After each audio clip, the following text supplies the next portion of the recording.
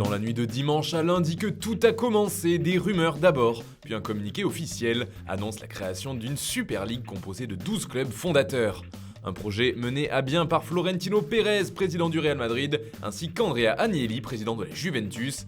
Les deux hommes sont présentés comme les têtes de gondole de cette nouvelle ligue qui est donc créée par 12 équipes.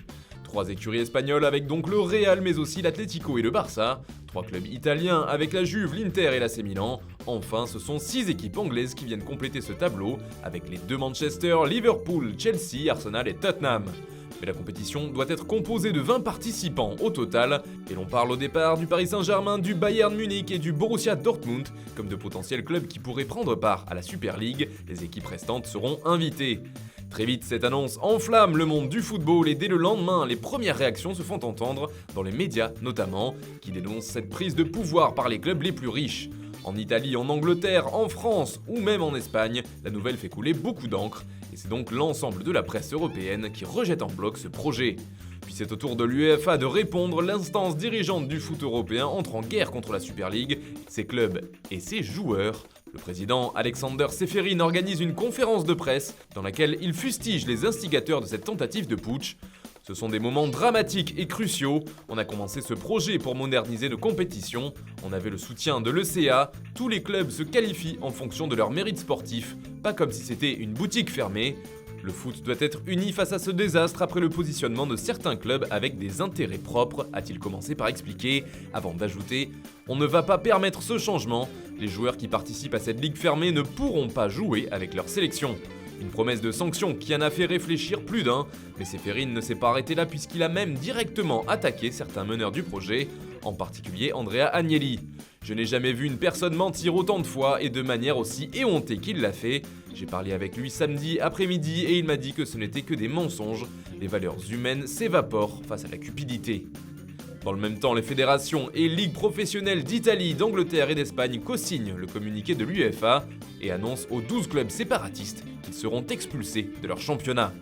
Malgré les arguments qu'avancent les patrons du projet, comme Florentino Pérez qui affirme que c'est pour sauver le football et ses grands clubs que la Super League est créée, elle ne semble pas vraiment obtenir un grand soutien. L'affaire est suivie de près par les gouvernements comme en France avec Emmanuel Macron ou en Italie avec le Premier ministre Mario Draghi qui s'est dit en faveur des compétitions nationales.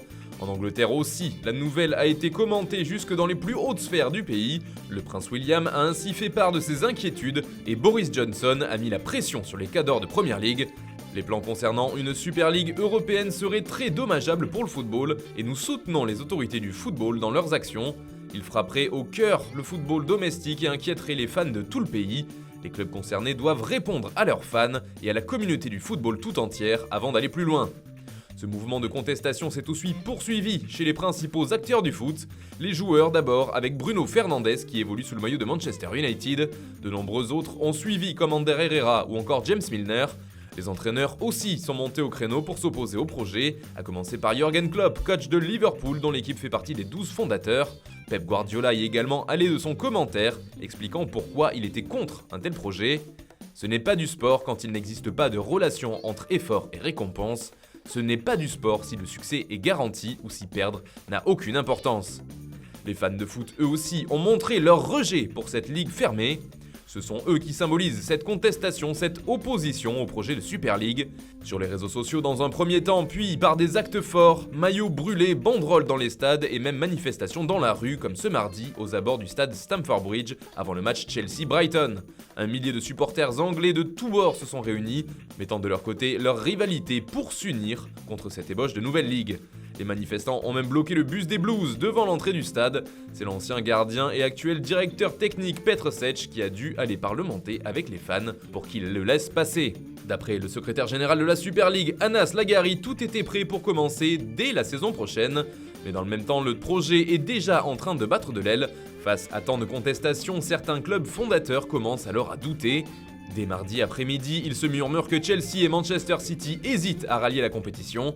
Plus tard dans la soirée, ce sont les Sky Blues qui ouvrent le bal en annonçant leur retrait de la Super League. Ils sont ensuite suivis par Arsenal, Tottenham, Liverpool et Manchester United. Chelsea quitte également cette ligue fermée dans la soirée. Ce mardi matin, la cascade de départ continue avec l'Atlético de Madrid qui annonce son retrait. L'Inter abandonne aussi de même que l'AC Milan et la Juventus. Il ne reste donc que le Real Madrid et le FC Barcelone dans cette compétition censée fonctionner à 20 équipes. Avant même d'avoir pu commencer, cette Super League est d'ores et déjà terminée, abandonnée. Au final, il s'agit probablement d'un des plus gros couacs du foot moderne. D'incroyables annonces ont mis le feu à la planète foot pendant 3 jours, mais le projet n'aura mis que quelques heures pour exploser. D'autre part, les différents mouvements de contestation auront prouvé qu'aussi puissants soient les clubs les plus riches d'Europe, le football ne leur appartient pas. Reste maintenant à savoir si ces 12 connaîtront des sanctions et si oui, quelles seront-elles?